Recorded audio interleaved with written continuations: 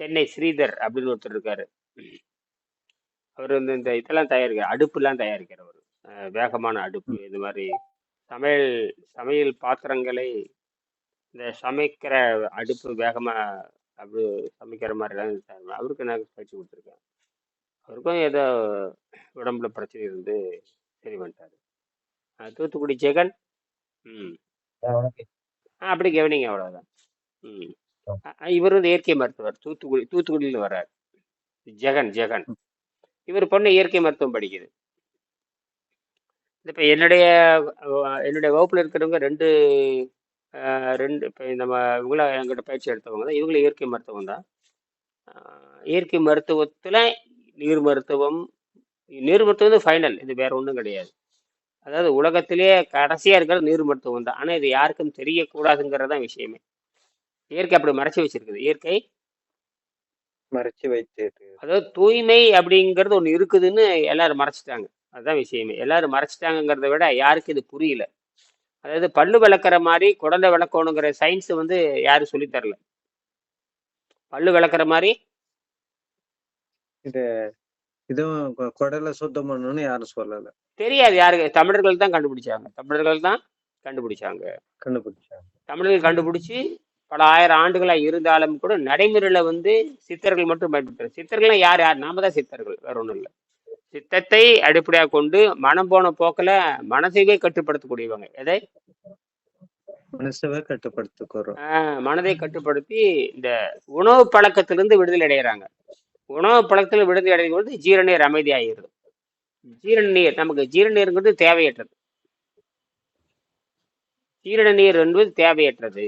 அந்த தேவையற்றது அது வந்து எப்படின்னு கேட்டீங்கன்னா ஒரு நகம் மாதிரி, முடி மாதிரி, நகம் முடி இந்த மாதிரி. ஒரு முடி தேவைன்னா வச்சுக்கலாம், தேவைன்னா கட் பண்ணி போட்டுடலாம். அந்த மாதிரி தான். இதை வந்து தப்பா புரிஞ்சுக்கிட்டு அதை போட்டு அப்புறம் முடிக்கு எண்ணெய் போட்டு வளர்க்குற மாதிரி. முடிக்கு எண்ணெய் போட்டு வளர்க்குற அதெல்லாம் ரொப்பி வளர்க்குறோம். எண்ணெய் போட்டு முடி வளராதுங்கிறது எல்லாத்துக்குமே தெரியும். என்னைக்கும் முடிக்கு எந்த சம்மந்தம் இல்லைன்ட்டாங்க. என்னைக்கு முடிக்கு சம்பந்தம் இல்ல. அத சொன்னா புரிஞ்சுக்கிறது இல்ல ஜனங்க. ஆமா, அதுக்கு என்ன போடுற அதேதான்.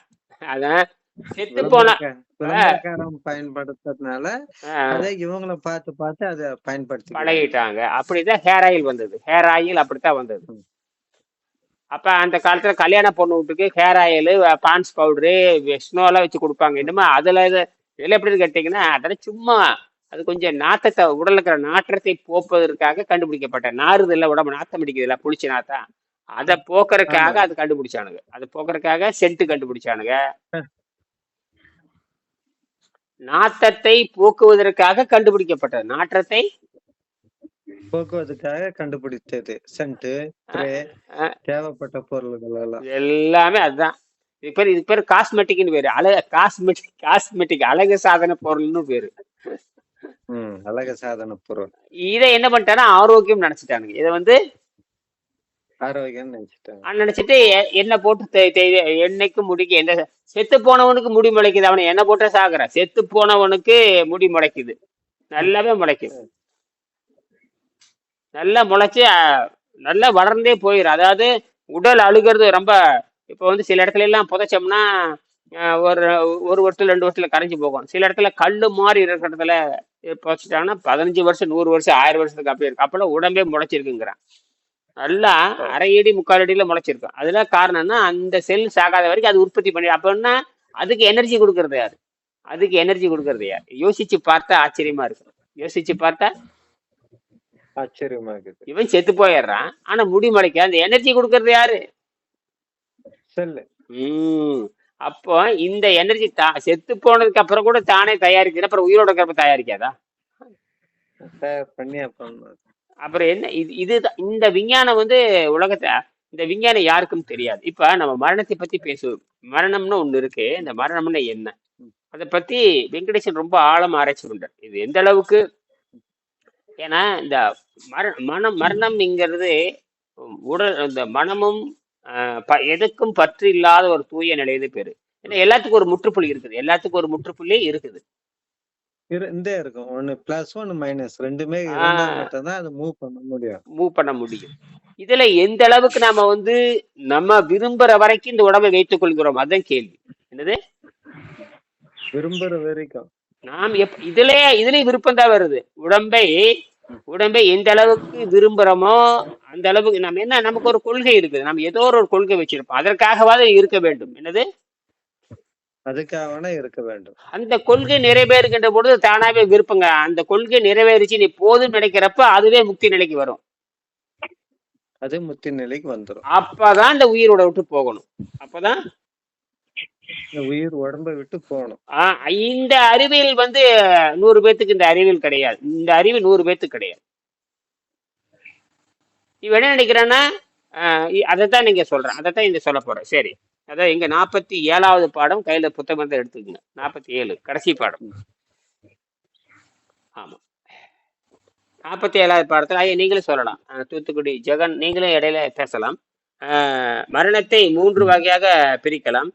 முதல் வகை மரணம் பரிபூரணமான யோகிகளுக்கு மட்டுமே வாய்க்கும்.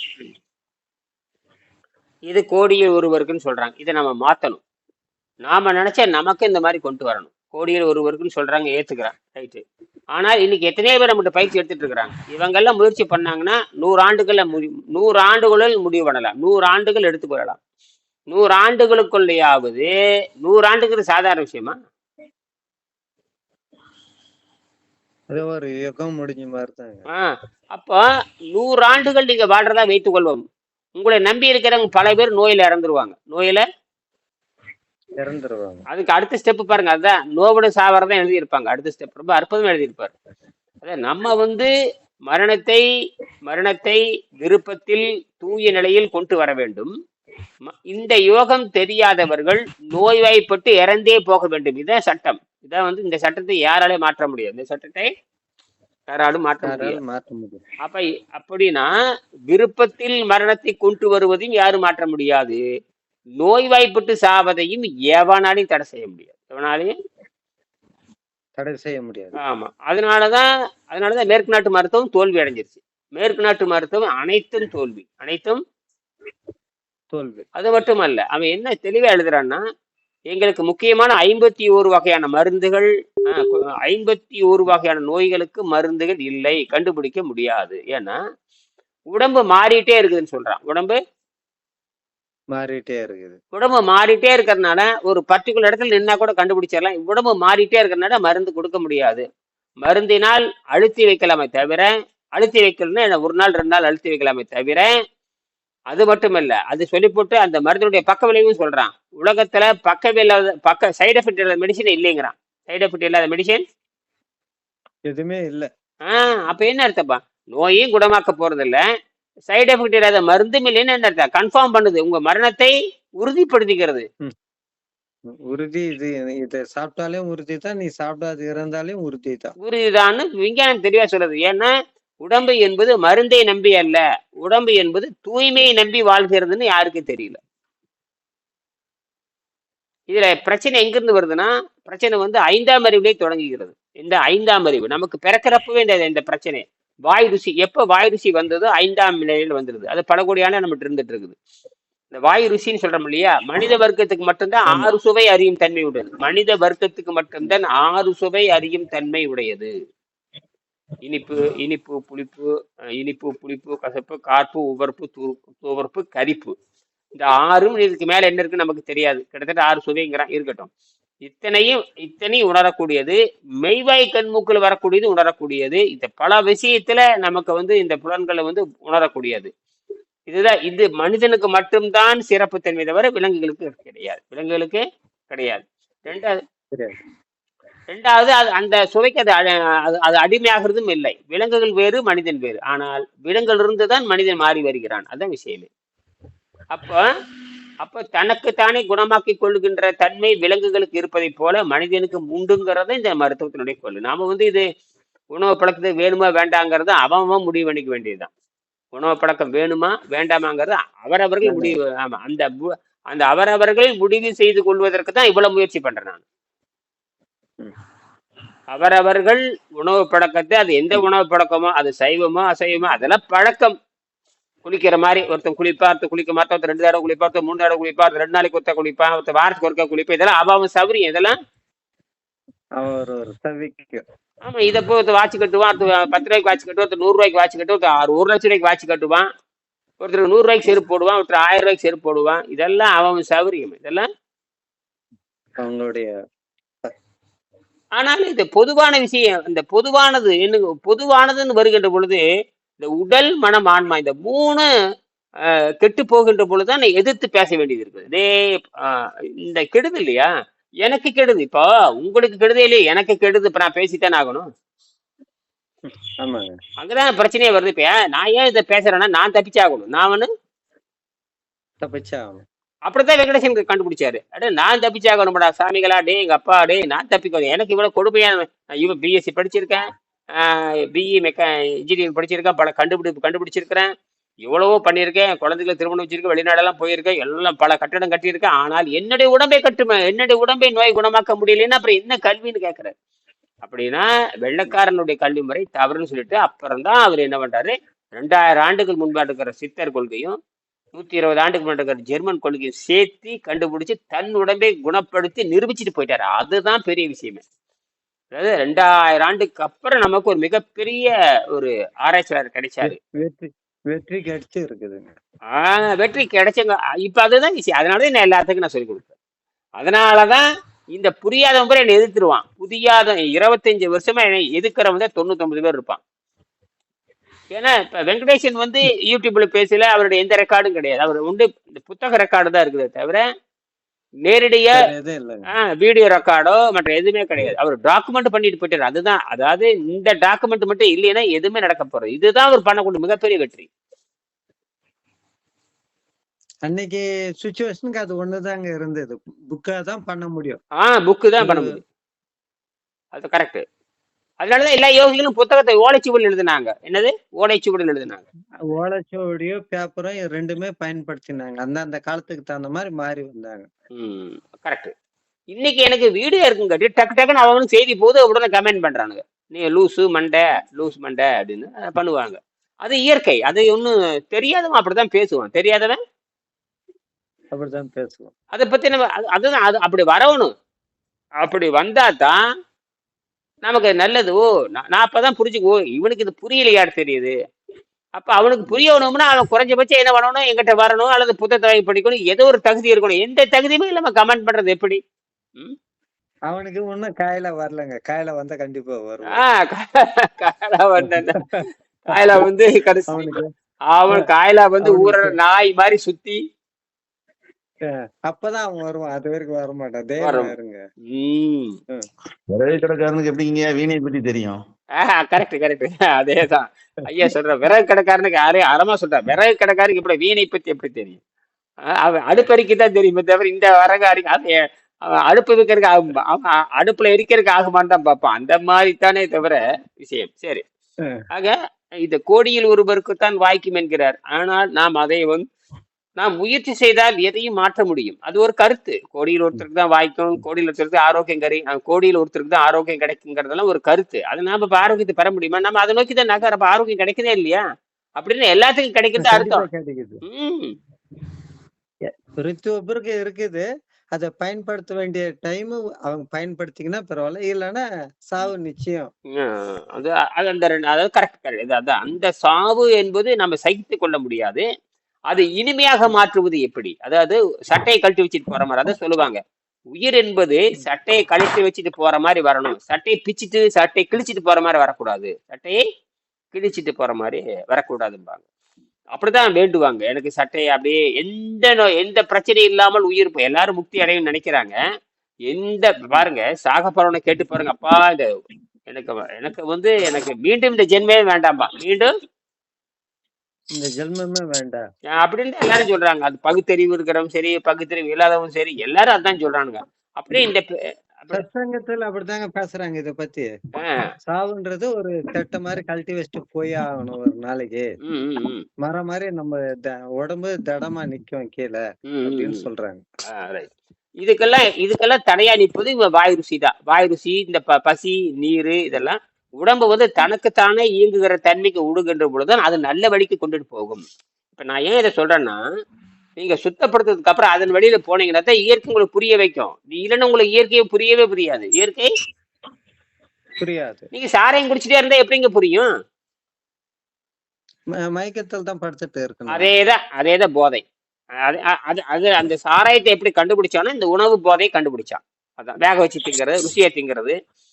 அப்ப அது நிறைய திங்கிறதுக்கு ஊறுகாய் திங்கிற மாதிரி, சாராயம் குடிக்கிறப்ப ஊறுகாய் திங்கிற மாதிரி, இன்னும் கொஞ்சம் ஏத்து, இன்னும் கொஞ்சம் ஏத்து, இன்னும் சாராயத்தை போடு, இன்னும் கொஞ்சம் ஏத்து, இறைச்சி முட்டையை போடு, இன்னும் கொஞ்சம் ஏத்து, ஆம்லெட்டை போடு, இன்னும் கொஞ்சம் ஏத்து, இன்னொரு பெக் அடி, இப்படி ஏத்திக்கிட்டே போறதுக்கு தான் கண்டுபிடிச்சானே தவிர அது குறைக்கிறதுக்கு கண்டுபிடிக்கல விஷயமே. ஏன்னா இந்த மனம் திருப்பி அங்க எங்க இதுல இருந்து ஜம்ப் ஆகி பகுத்தறிவு விழுந்து தாண்டி போய் மனதில் போய் மாட்டிக்குவாங்க. மனம் எப்பவுமே எந்த முயற்சியும் செய்யாம தடை செய்யும். மனம் முயற்சியை செய்யக்கூடாதுன்னு சொல்லணும். மனம் முயற்சியை செய்யக்கூடாது. அந்த முதல் 2 மனம் இருக்கு, முதல் 5 மனம் இருக்கு, முதல் 2 மனம் நான் அது அப்புறம் பேசுவோம். சரி, 2ஆம் நிலை இது சாதாரண வாழ்வு வாழ்ந்து உடல் முதுமையினால் தளர்வடைந்து ஏற்படும் யோகம் பழகாதவர்களுடைய நிலையாகும், மரணமாகும்.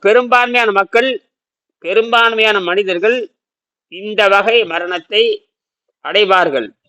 இவ்வகை மரணத்தில் மறுமுறை உண்டு. பாருங்க, இந்த 2வது பாயிண்ட்ல அத்தனை பேரும் வந்துருவான். 2வது பாயிண்ட்ல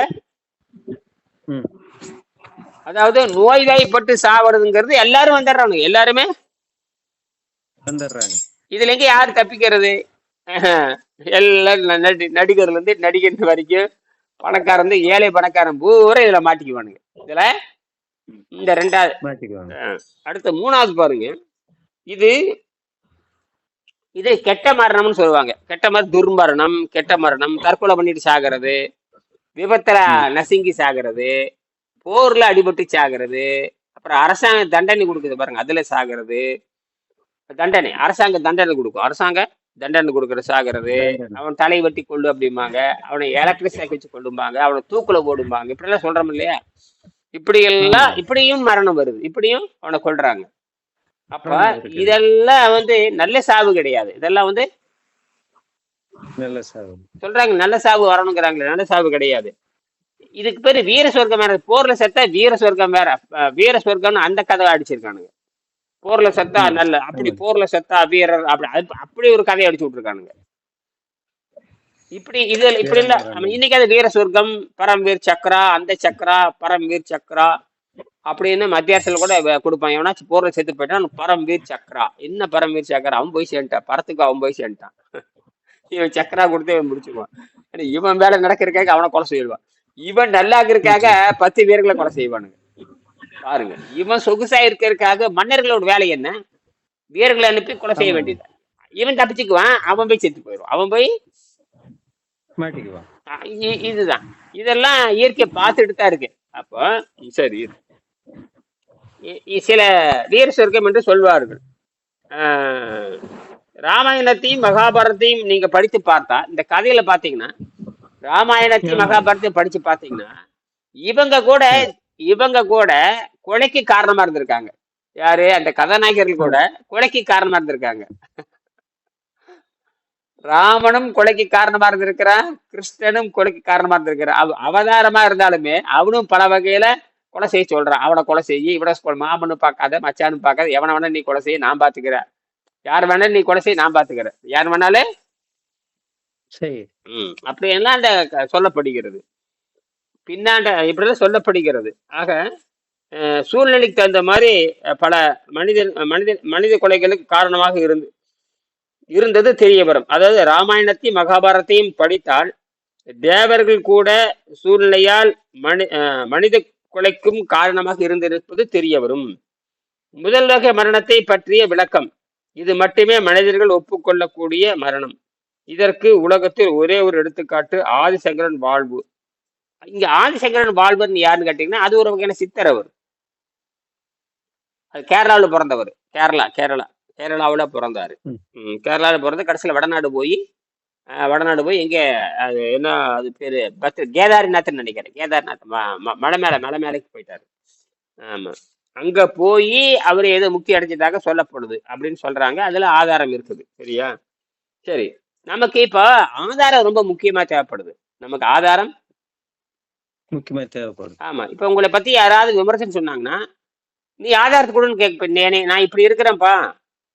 நீ நீ சொல்லி எத்தனை பேத்துக்கு நல்லா இருக்குது ஆதாரம் கொடு.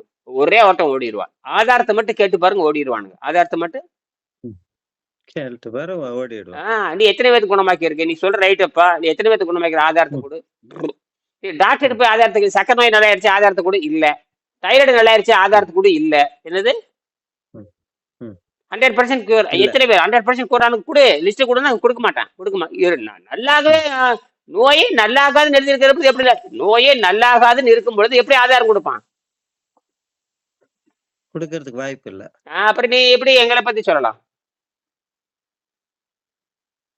நீ ரொம்ப டல்லாகிறதுனால நான் உங்களுக்கு சொன்னேன். என்ன மாதிரி மாட்டா இருந்தா உன்னை கேட்க மாட்டேன். நீ ஆதாரம் கொடு. டல்லா இருந்தா வீக்கர். நீ ஆதாரம் கொடு. மெடிக்கல் ரிப்போர்ட் கொடு. என்னுடைய மெடிக்கல் ரிப்போர்ட் என் உடல் நல்லா ஆயிட்டு இருக்குது. என்ன மெடிக்கல் ரிப்போர்ட்? என் உடம்பு நல்லா ஆயிட்டு இருக்குது. மெடிக்கல் ரிப்போர்ட் என்ன சொல்லுது? அதை சொல்லு. மெடிக்கல் ரிப்போர்ட் என்ன சொல்லுது? அதை சொல்லு. நீ மனதுல குறைபாடு வச்சிருக்க. உனக்கு மனசுல குறைபாடு இருக்குது. என்னது மனசுல? இப்ப நீ ஒரு நேரத்துல மெடிக்கல் ரிப்போர்ட் பாக்குற, ஒரு நேரத்துல மனதை பத்தி பாக்குற. நான் இப்ப எனக்கு மனது என்னன்னு புரியும், மெடிக்கல் ரிப்போர்ட் என்னன்னு புரியும். எனக்கு உடலும் கரெக்ட் ஆயிட்டு வருது, மனமும் என்னுடைய பிரச்சனை உடலும் சரியாக வேண்டும், மனமும் சரியாக வேண்டும். நீ வெளியே உட்கார்ந்துட்டு என்னமா கற்பனை பண்ணிட்டு இருக்கிற? மனக்கற்பனையிலே இருக்கிற வெளியே உட்காந்துட்டு. அப்படி கொண்டு நம்மளை எப்படி ஜட்ஜ் பண்ண முடியும்? உங்களை ஜட்ஜ் பண்றதுக்கு அவனுக்கு என்ன அதிகாரம் இருக்குன்னு கேக்குறேன். உங்களை ஜட்ஜ் பண்றவனுக்கு என்ன அதிகாரம் இருக்குது? இல்லவே இல்ல. புரியுது? அதனாலதான் என்ன பண்ற, அவன் துடிக்கிறான். ஐயோ நல்லாகுதே, ஐயோ நல்லாகுதே. நல்லாக கூடாதுங்கிறது தான் அந்த நோக்கம். நல்லாக கூடாதுங்கிறது தான் நோக்கம். இப்ப நீங்க நல்லாயிட்டு இருக்கிறீங்க. நான் சொல்றேன், இந்த உடம்பு பன்னிக்குட்டி போல அல்ல. இது அறிவை சுமக்கிற உடம்பு, இந்த மூளையை சுமக்கிற உடம்பு. இது ஆரோக்கியத்தை அடிப்படையாக கொண்டது. இது மூளையை பயன்படுத்தி தான் கருவிகள் கண்டுபிடிக்கிற உடம்பு. நாம செய்யற அத்தனை வேலையும் இன்னைக்கு மிஷின் செய்யுது. நாம செய்யற அத்தனை வேலையும் மிஷின் செய்யுது. அப்ப எதுக்காக இந்த மிஷின் கண்டுபிடிச்சானா, மனிதன் மூளையை பயன்படுத்தி வேலைகளை எளிமையாக்குவதற்கு கண்டுபிடித்தான். என்னது? வேலைகளை எளிமையாக்க பயன்படுத்தினான். ஆதி காலத்துல கிடையாது. ஆதி காலத்துல உடலை நம்பிட்டே எல்லாம் செஞ்சான். ஆதி காலத்துல உடலை நம்பிதான். இப்ப அப்படி இல்ல, மூளை நம்பி எல்லாம் வந்தாச்சு. மூளை நம்பி எல்லாம் வந்தாச்சு. இப்ப பழைய காலத்துல நினைச்சிட்டு இருந்தா இன்னும் நம்ம விறகு வெட்டி தான் சமைப்பேன்னு சொன்னா நடக்கிற காரியமா? விறகு வெட்டி அப்ப காட்டுக்கு போய் விறகு முடிச்சிட்டு வந்து சமைப்பாங்க. காட்டுக்கு போய் விறகு கொண்டு போட்டு அரிசி பருப்பு வாங்கிட்டு வந்து அதை சமைச்சு சாப்பிட்டு அப்படியே ரன்னிங் பண்ணு இருப்பாங்க. இன்னைக்கு சாத்தியமா? கடுகளவு கூட சாத்தியம் இல்ல. கடுகளவு கூட சாத்தியம் இல்ல. அப்படியே நான் காட்டுக்கு போய் தான் விறகு வெட்டிட்டு வந்து சாப்பிடுவேன்னு சொன்னா அப்புறம் எல்லாரும் சாக வேண்டியதுதான். சோறும் கிடையாது, ஒண்ணும் கிடையாது. இப்ப புரியுதா? அப்பா குருவ ஒரு டவுட். சில பேருக்கு குழந்தை இல்ல அப்படின்னு சொல்றாங்க. அவங்க எத்தனை மாசம் அவங்க இந்த ரீப்ல பண்ணணும்னு கேக்குறவங்க. ஒரே வருஷத்துல மாத்திரலாம். இம்ப்ரூவ்மெண்ட் 3வது நாள்லயே தொடங்கும். இம்ப்ரூவ்மெண்ட். அப்ப அந்த குரூப்ல வரும்போது அவங்க ஹாஸ்பிட்டலுக்கு போக கூடாதா குருவே? ஆஸ்பத்திரிக்கு தேவையே இல்லையா? அங்கதான் போய் நல்லாகாது. ஆஸ்பத்திரிக்கு எதுக்கு போறாங்கன்னு கேட்டீங்கன்னா, குழந்தை பெத்துக்கிறதுக்கு போலாம். அது மாசம் டெஸ்ட்டுக்கு போனோம்னா அவங்க சொல்றாங்க டெஸ்ட் போய் ஆகணும் கம்பல்சரின்ற. அதெல்லாம் போகணும் அவசியம் கிடையாது. அப்படியே சட்டத்துல இடம் கிடையாது. சட்டமே அப்படி சொல்றது இல்ல. இதெல்லாம் பயப்படுத்தி வைக்கிறதுக்காக சொல்லப்படுவது. சும்மா டெஸ்ட் போறதான் ஒண்ணும் பண்ண போறது இல்ல. உங்களுடைய டயட்டை தான் பாப்பாங்களே தவிர இந்த மெடிக்கல் ரிப்போர்ட் பாப்பாங்க. மெடிக்கல் பியூரா இருந்து பாப்பாங்க. சும்மா மருந்து மாத்திரம் சும்மா ரெக்கமெண்ட்ங்கிறத தவிர அது கட்டாயம் கிடையாது. உடம்பு அப்படியேதான் ஏத்துக்காது. அது ஒரு 3 நாளைக்கு ஒரு வாரத்துக்கு முன்னதான் பார்த்த ஒரு வீடியோ. யாரோ ஒருத்தர் டெலிவரி வீட்லயே பாக்குறாரு. அவர் யாரோ ஒரு ஆலோசனையால வீடியோ கால்ல அவங்க குழந்தை பிறந்த பின்னாடி டாக்டர் அவர் டோர் திறந்து வெளியே வந்த பின்னாடி அந்த ஆளை சீஸ் பண்ணி 3 வருஷம் ஜெயில போட்டாங்க. அது ஏதோ அது எப்படின்னு கேட்டீங்கன்னா, அது என்னன்னா நமக்கு அது புரியுது. அது நிறைய கட்டுக்கதைகள் நிறைய இருக்கு. அந்த காலத்துல பாத்தீங்கன்னா நானால வீட்டுல பிறந்தவன் தான். நாங்கெல்லாம் கூட வீட்டுல பிறந்தவங்க தான். இப்போ ஹாஸ்பிட்டலுக்கு கம்பல்சரி போகணுன்ற ஒரு ரூல்ஸை கொண்டாடுறாங்களே. குழந்தை இல்லாதவங்க ஏதோ குழந்தை பிறக்கிறதுக்கு ட்ரை பண்றாங்க, வராங்க. அவங்க இப்ப உங்கள ட்ரீட்மெண்ட் எடுக்குறாங்கன்னு வச்சுங்க. நீங்க ஹாஸ்பிட்டல் போகக்கூடாதுன்றீங்க. அப்ப எப்படி அவங்க இருக்க முடியும்னு நான் உங்கள கேட்கிறேன். ஹாஸ்பிட்டலுக்கு போகக்கூடாதா இல்லையாங்கிறது நமக்கு தேவையில்ல. ஆரோக்கியம் தான். ஒரு பாதுகாப்பு தான். இன்னைக்கு வந்து மனிதன் வந்து பாதுகாப்பு தேவைப்படுகிறது. புரியுதா? ம். அது போய் நீ குழந்தை பெத்துக்கலாமா அங்க போய்? இப்ப நான் இதுல உடம்ப சுத்தம் பண்ணிட்டு ம். குழந்தை பெத்துக்கிறதுக்கு என்ன? அதான் டெஸ்ட்டுக்கு போணும் இல்லையா குருவே? டெஸ்ட் போனா பண்ணிட்டு போ. இப்ப என்ன டெஸ்ட்டுக்கு போனா போயிட்டு போய் என்ன ஆயிட்டு போகுது? டெஸ்ட் போனா மருந்து மாத்திரை கொடுக்க போறதில்ல. இருந்தா வாங்கி ஓரத்துல வச்சுட்டு போ. ஓரத்துல வச்சுக்கலான்றீங்களா? ஆமா, மருந்து தான் ஆரோக்கியத்தை தராது இல்ல. அதெல்லாம் சும்மா நீங்க நடிச்சுக்க தர வேண்டியது. ஏன்னா அவனுக்கு நடிக்க வேண்டியது தானே. அரசாங்கம் நடிக்குது, நீ நடிச்சுக்க வேண்டியதானே. ம்ஹ்ம். ஏங்க நீங்க டெஸ்ட் போடுறீங்க. நீங்களும் மாசம் மாசம் மெடிக்கல் டெஸ்ட் எடுக்கிறீங்க. நடிக்க வேண்டியது தானே. என்னது? நடிக்கிற மாரி அவங்களும் நடிச்சுட்டு இப்படியே பயன்படுத்திட்டு போலான்றீங்களா? அப்படிதான். ஆனா அதுதான் நமக்கு பாதுகாப்பு. ம். இப்ப நான் வந்து ம். இப்ப இப்ப எங்கிட்ட வந்தாங்கன்னு வச்சுக்கங்க. நீங்க வந்து என் அ. பெரிய பொண்ணு போய் மருத்துவமனையில நீ குழந்தை மட்டும் மருத்துவமனையில் பெற்றுக்கொண்டாங்க. இயற்கை உணவு சாப்பிட்டு இருந்தாங்க. குழந்தை மருத்துவமனையிலே பெற்றுக்கிட்டாங்க. Right, okay. சரிங்க. அவங்க மாசம் மாசம் இன்ஜெக்ஷன் குடுக்குறாங்கல்ல 2 மாசத்துல, அதெல்லாம் 3 அதெல்லாம் மாசத்துல அதெல்லாம் அப்பங்க? அந்த மருந்தெல்லாம் ஓரமா வச்சிருவாங்க. அந்த மருந்தெல்லாம் அதெல்லாம் நல்லா இருக்காது. சைடு எஃபெக்ட் வரும். அவங்களே இன்ஜெக்ஷன் குடுக்கணும்னு சொல்லுவாங்கல்ல. மாத்திரை வாங்கிட்டு வந்து வீட்ல சாப்பிடாத விட்டுறலாம். இன்ஜெக்ஷன் குடுத்தாங்களான்னு?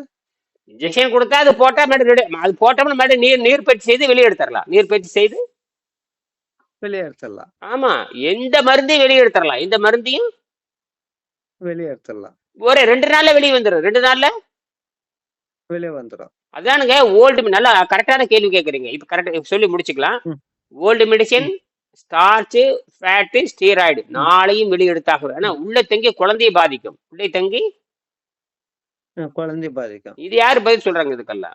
மொத்த உடலையும் பாதிக்கும். மொத்த உடலையும். பாதிக்கும். ம். எந்த ஆடு மாடு ஊசி போட்டா குழந்தை பிறக்குன்னு நான் கேட்கறேன். எதுவும் கிடையாது. அப்ப இவனுடைய அந்த தூய்மை தன்மை இல்லாதனால, அதாவது ரத்தமும் ம். பெருங்குடலும் தூய்மை இல்லாத காரணத்தினாலும், தூய ம். கனிகள் சாப்பிட்டு குடலை சுத்தம் பண்ணாத காரணத்தினாலும் உடம்பு எங்கு விஷமா மாறிடுது. விஷத்துக்கு விஷம் ம். கொடுக்கறானே தவிர நோயை குணமாக்குற அதிகாரம் மருந்துகளுக்கே கிடையாது. மருந்துகளுக்கு. கிடையாது. ஆகையினால நாம் நடிக்க வேண்டிய காரணத்துக்கு வந்துகிட்டோம். நாமளும் நடிக்க வேண்டும். நாமளும் நடிக்க வேண்டும். அப்படி பாத்தீங்கன்னா, இப்ப நீங்க மருந்து மாத்திரை கொடுக்குறாங்க. எந்த நோய் நல்லா வாங்கி எனக்கு வாங்குற மருந்தெல்லாம் யாரு திங்கிறாங்க? வாங்கி போட்டு சலிச்சு போய் தூக்கி வீசிட்டு போயிறாங்க. சலிச்சு போய் ஆமாங்க. வீசாட்டுறோம். அது ஒரு கட்டாயம் தாண்டமா தூக்கி வீசாட்ட வேண்டியது என்னங்க ஆயிடுச்சு. குப்பை தொட்டிக்கு போய் பாருங்க. டன் கணக்குல மருந்து மாத்திரை அந்த டப்பா கிப்பா அது இது டன் கணக்குல கிடக்குது. என்னது? கண்ணு கண்ணுகள் தான் இருக்குது குப்பை அப்படின்னு தொட்டியில. எத்தனை மருந்து புற்றுநோய் வந்துட்டு அவனுக்கு சாப்பிடுற மருந்து கொஞ்சம் நஞ்சமான பார்த்து அத்தனையும் டேபிள் மேல சும்மா கிடக்கும். அப்படி எத்தனையும் டேபிள் மேல சும்மா இருக்கும். இது யாருக்கா இது புரிஞ்சிச்சா? அப்போ ஒரு கட்டத்துக்கு மேல எல்லாம் நடிப்பு தான். அது ஒன்றும் பெரிய பிரச்சனை. அது குழப்பிக்க தேவையில்லை. இப்ப எங்கிட்ட யாராவது வந்தாங்கன்னா ம். உடம்ப சுத்தம் பண்ணிக்கிங்க. ம். நீங்க ம். மருத்துவமனைக்கு போய் குழந்தை பெற்றுக்குங்க. அது உங்க மருத்துவமனைக்கு குழந்தை பெற்றுனா பாதுகாப்பு. அவங்க குழந்தைய அவங்களே பெற்று தர போறாங்க. கூட நின்று குழந்தைய எடுத்து கொடுப்பாங்க. அவ்வளவுதான். அப்ப ம். சில மருத்துவம்லாம் பண்ணுவாங்க. பண்ணிட்டு போறாங்க. இப்ப என்ன? அதுக்கப்புறம் நீ சுத்த அதேதான் கேட்டேங்க. அதெல்லாம் ஒன்றும் தப்பு கிடையாது. ம். அவங்களோட ஏங்க அரசாங்கம் சொல்லுது. நீங்க பாதுகாப்புங்குது. அரசாங்கத்துக்கு பயம் என்னன்னு பெரிய இவன் தான் காப்பாத்துற மாதிரி. சரி நாமளும் நடிச்சு அந்த காலகட்டத்துல அவங்களோட நடிச்சுட்டு போக வேண்டியதுன்னு. இது ஒண்ணுமே ஆக போறது இல்லையே. குழந்தை பெத்தே தேரலாம். இப்ப என் பொண்ணுக்கு ம். அப்படித்தான் இருந்தது. எல்லாம் இருந்து கரெக்ட் பண்ணிட்டோம். கரெக்ட். அப்ப இப்ப மருந்து மாத்திரை மருந்து மாத்திரை குழந்தைகளுக்கே கிடையாது. மருந்து மாத்திரை அப்படியே கொடுத்தாலும் குழந்தைங்களுக்கு உங்களுக்கே இப்ப நீங்க இப்ப இவ்வளவு ஊசி போட்டிருக்கிறீங்க. அதுல வெளியே எடுத்தாகணுங்க. அது எடுத்துட்டு தான் இருக்கிறோம் இப்பங்க. அப்புறம் ஆரோக்கியமா தனியா இருக்குது. இருந்தாலும் ஆமா, எடுத்துட்டு. நீங்க கேக்குற இந்த கேள்வி வந்து எல்லாத்துக்கும் பொதுவானது. நீங்க நடிச்சுக்க வேண்டியதுதான். நடிக்கிறது யாரும் ம். தப்புன்னு சொல்ல முடியாது. அவன் நடிக்க சொல்ல நானும் நடிக்கிறேன். ம். இப்ப சரிங்க, சரிங்க. ஆமா, நீ ஊசி போட்டுக்கிறது. ஊசி இன்னைக்கு கோவிட் ஊசி போட சொல்லுவாங்க. மக்கள் எதுக்க ஆரம்பிச்சிருவாங்க. போட என்ன எத்தனை பேர் செத்து போயிட்டான். இன்னைக்கெல்லாம் அதை ஏத்துக்க மாட்டான். இன்னைக்கெல்லாம் மக்கள் ஏற்றுக்கொள்ள ஏத்துக்க மாட்டார். மாட்டாங்க. அதேதான். ஒரு கட்டத்துல தான் எல்லாமே. யாருமே வந்து யாரு மேல கட்டாயப்படுத்த முடியாது. அப்பத்துக்கு நடிச்சுக்கலாம். ஒன்றும் தப்பு கிடையாது. அப்பத்துக்கு நடித்துக் கொள்ளலாம். ம். சரி சாப்பிட்டேங்க வேண்டியதான். சரி ஊசி போட்டுக்க வேண்டியதான். ஆனா சைடு எஃபெக்ட் வந்து யாரு பதில் சொல்றது? அந்த கேள்வி இப்ப மாட்டிக்குவாங்க இல்லையா? ஆ. இந்த மேலை நாட்டுல கட்டாயம் கிடையாது. மேலை நாட்டுல வந்து கட்டாயம் கிடையாது. இங்கதான் வந்து கட்டாயப்படுத்துறாங்க. மேலை நாட்டுல கட்டாயம் கிடையாது. மேலை நாட்டுல கட்டாயம் இல்ல. எதுவும் கட்டாயப்படுத்த முடியாது. அதெல்லாம் அவன் ரொம்ப தெளிவா இருக்கிறானுங்க. அதனாலதான் ரெண்டாவது டாக்டரே அங்க பார்க்க முடியாது வெளிநாட்டுல. டாக்டரை பார்க்க அங்க முடியாது. டாக்டருக்கு பிசினஸ், மெடிசின் பிசினஸே கிடையாது. வெளிநாட்டுல மெடிசின் பிசினஸே கிடையாது. அது மட்டும் இல்ல, மேலை நாட்டுல நினைச்ச இடத்துல மாத்திரை மருந்து கடை கிடையவே கிடையாது. மாத்திரை மருந்து கடை நீ நினைக்கிற மாதிரி வீதிக்கு 4 மருந்து கடையெல்லாம் கிடையாது. வீதிக்கு 4 மருந்து கடையில மேலை நாட்டுல கிடையாது. புரியுதா? ம். நீங்க நினைக்கிற மாதிரி எல்லாம் இங்கதான் கடையில தெருவுக்கு 4 கிடைக்குது. இங்க தெருவுக்கு 4 மெடிசின். இங்க இங்க வந்து தெருவுக்கு 4 கிடைக்குது. நாம இங்கிலாந்துல நினைச்ச கூட நீங்க பார்க்க முடியாது. ம்ஹும். நீங்க அப்படி கடையில போய் தலைவலிக்கு மாத்திரை கொடுங்க தரமாட்டான். தலைவலிக்கு மாத்திரை கொடுங்க, வயிற்று வலிக்கு மாத்திரை கொடுங்க, செரிமானம் ஆகல மாத்திரை கொடுங்க தரமாட்டான். என்னது? தரக்கூடாது. தரமா. ம். ஆனா மெடிசினை வியாபாரமா செய்யக்கூடாதுன்னு இங்கிலாந்து உத்தரவு. வியாபாரமா செய்யக்கூடாதுன்னு உத்தரவு. எவனும் மீற முடியாது. எவனும் மீற முடியாது. பர்மிஷனா கொடுக்க மாட்டான். மெடிக்கல் ஸ்டோர் நீ இது கடை வைக்கிறேன்னு கேட்பான். ம். இங்க ஒரு கம்பவுண்டர் மெடிக்கல் ஸ்டோர் வச்சு நடத்திட்டு இருப்பாரு. இங்க கம்பவுண்டர் வந்து மெடிக்கல் கடை வச்சு நடத்திட்டு இருப்பாரு. அது ரொம்ப மோசமானது. அது நம்ம ஒன்றும் கவலைப்பட தேவையில்லைங்க. இது யாரு வேணா வரலாம். எங்கிட்ட நிறைய பேர் வந்து சுத்தப்படுத்த குழந்தை பெற்றிருக்கிறாங்களா, ஆஸ்பத்திரி போய் குழந்தை பெற்றிருக்கிறாங்க. அப்பனா எங்கிட்ட அதுக்கு எவ்வளவு ட்ரைனிங் இருக்கணும் குருவே? ஒரு 6 மாசமா? அது அந்த குழந்தை 2 பேரும் சுத்தப்படுத்தணும். இயற்கை உணவு சுத்தப்படுத்திட்டு அப்ப நீங்க வந்து பிளட் செக் பண்ணி பார்த்தா பியூரா வந்துடும். அப்புறம் சினை முட்டை நல்ல உற்பத்தி ஆகும். சினை முட்டை நல்ல கற்பப்பையும் சினை முட்டை நல்ல. இதுல 2 முக்கியம். கற்பப்பையும் சுத்தமாயிரும், சினை குழாயும் சுத்தமாயிரும். எது? பைப்பும் சுத்தமாகணும். சினை குழாய் சுத்தமாக. சீல் இருக்கக்கூடாது, சளி இருக்கக்கூடாது, கொழுப்பு இருக்கக்கூடாது. சீலும் சளியும் கொழுப்பு இருந்தா குழந்தை உண்டாகாது. அது கடந்து இங்க வராது. அந்த இந்த சினைக்குள்ள இந்த ஆணினுடைய விந்து அதுக்குள்ள போகாது. அப்புறம் அது ஒரு வாரம் என்ன அங்க இருக்கும். அந்த சினைக்குள்ளால் 1 வாரம் இருந்து அதுக்கப்புறம் திருப்பி கருப்பைக்கு வரணும். அங்கெல்லாம் எந்த நோய் நொடி கொழுப்பு சடி கிருமிகள் எதுவும் இருக்கக்கூடாது. ஆனா இப்ப இருக்கிற உணவு வாழ்க்கையில எல்லாம் சீயும் சடியும் பிய்யும் தான் அதுல இருக்குது. அதனால இனிமேல் குழந்தை யாருக்கு பிறக்க போறது இல்ல. இன்னும் வர வர வர குழந்தை செயற்கை குழந்தை தான் வரும். நீங்களும் குழந்தை பெற்றுக்கூட 25 லட்சம் கேட்பான். எத்தனை லட்சம்? 25 லட்சம். அது பிறந்தாலும் அது மாவு பொம்மை தான். அது உண்மையான குழந்தை கிடையாது. அதுவுமே அது வெள்ளை வெள்ளையர்னு முளமுளான்னு ஏதோ பேசிட்டு இருக்கோம். அது நம்ம குழந்தையும் கிடையாது. என்னது? நம்ம குழந்தைங்க இல்ல. அது ஏதோ ஒரு அளவு இந்த செயற்கை கோழி மாதிரி இந்த சதை மட்டும் இப்ப என்ன பண்ணிட்டான்னு சதை மட்டும் கண்டுபிடிக்கிற மாதிரி. அது உயிரை கொல்லக்கூடாது அப்படி புதுசா கண்டுபிடிக்கிறான் பாருங்க. இந்த சதையை மட்டும் செயற்கையா வளர்க்கறது. அதாவது ஒரு திசு எடுத்து அது கோழி மாதிரி உண்டாக்குறதாமா.